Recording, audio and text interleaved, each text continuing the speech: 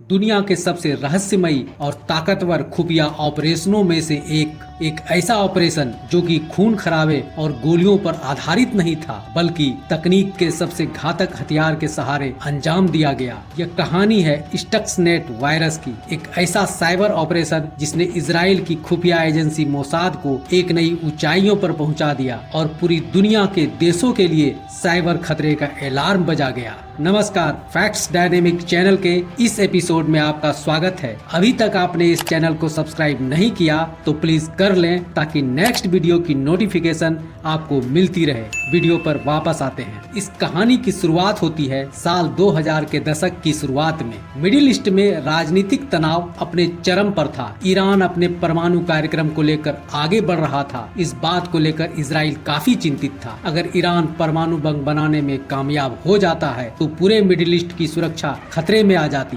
Israel की खुफिया agency Mossad और अमेरिका की खुफिया एजेंसी CIA दोनों इस बात से वाकिफ थे कि ईरान की परमाणु कार्यक्रम को रोका जाना बेहद जरूरी था। लेकिन इस बार युद्ध का तरीका अलग था, एक ऐसा युद्ध जो साइबर स्पेस में लड़ा जाने वाला था। 2005 के आसपास मोसाद और CIA ने एक गुप्त ऑपरेशन की योजना बनानी शुरू कर दी। इसका नाम था ऑपरेशन ओलंपिक गेम्स और इसका मिशन था एक ऐसा कंप्यूटर वायरस तैयार करना जो ईरान के परमाणु कार्यक्रम को नुकसान पहुंचा सके। इस वायरस का नाम रखा गया स्टक्सनेट। स्टक्सनेट एक ऐसा वायरस था जो केवल किसी भी कंप्यूटर को नुकसान नहीं पहुंचाता, बल्कि उसने ईरान के नतांज में स्थित परमाणु संयंत्र के सेंट्रीफ्यूज को निशाना बनाया। इन सेंट्रीफ्यूज का इस्तेमाल यूरेनियम को हाई लेवल पर डेवलप करने के लिए किया जाता था, जो परमाणु बम बनाने के लिए जरूरी होता है। स्टक्सनेट वायरस को बनाने में बेहतरीन इंजीनियर और साइबर विशेषज्ञ लगाए गए। यह वायरस इतना जटिल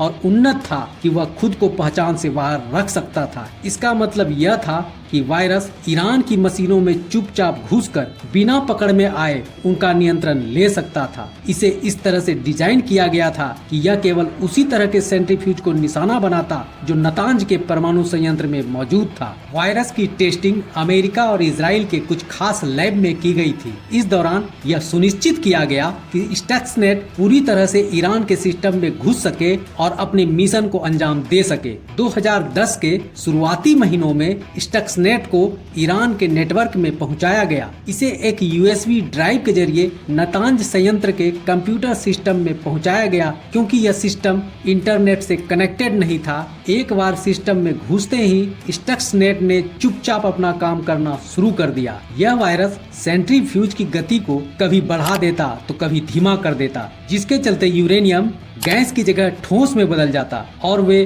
खुद ही नष्ट हो जाते। ये वायरस कुछ इस तरह से काम कर रहा था कि ईरानी इंजीनियर को कुछ समझ ही नहीं आ रहा था। उन्हें लगा कि यह मशीनों की तकनीकी समस्या है। उन्होंने कई बार उन्हें ठीक करने की कोशिश की, लेकिन नाकाम रहे। ईरान के परमाणु वैज्ञानिक इस समस्या का हल निकालने में जुट गए, लेकिन उन्हें समझ ही नहीं आ रहा था कि आखिरकार ऐसा क्यों हो रहा है। सालों की मेहनत और अरबों रुपये खर्च करने के बावजूद ईरान का परमाणु कार्यक्रम बार बार रुकावटों का सामना कर रहा था। ईरानी सरकार और वैज्ञानिकों को यह समझने में बहुत समय लगा कि यह कोई प्राकृतिक समस्या नहीं बल्कि एक साइबर अटैक था। हालांकि इसका प्रभाव केवल परमाणु संयंत्र तक नहीं रहा, यह पूरे ईरान के साथ ही दुनिया भर के कंप्यूटर में भी फैल गया। स्टक्सनेट के अनियंत्रित होने के बावजूद CIA ने अपना ऑपरेशन नहीं रोका, क्योंकि उसे भरोसा था कि नतांज में कभी इसकी मौजूदगी का पता नहीं चलेगा। पर ऐसा नहीं हुआ। साइबर सिक्योरिटी फर्म सिमेंटेक ने इसे पकड़ लिया और इस मालवेयर पर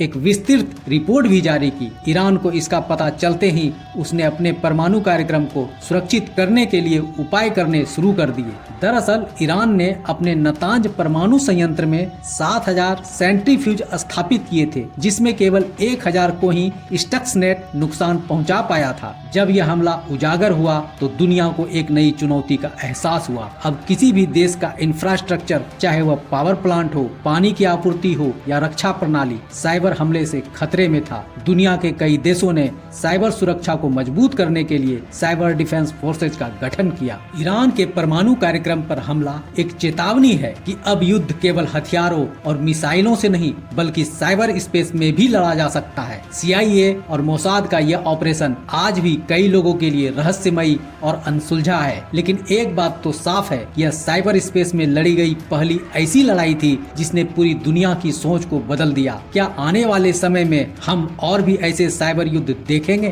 कमेंट कर अपनी राय जरूर दें। दोस्तों, आज का ये एपिसोड आपको कैसा लगा? उम्मीद है अच्छा लगा। तो देर क्यों, जल्दी से वीडियो को लाइक कर दें और अपने दोस्तों को शेयर भी कर दें। साथ ही साथ चैनल को सब्सक्राइब करना तो बिल्कुल ना भूलें। आज के लिए बस इतना ही। मिलते हैं नेक्स्ट एपिसोड में एक नई इंफॉर्मेटिव और मनोरंजक वीडियो के साथ। नमस्कार, जय हिंद।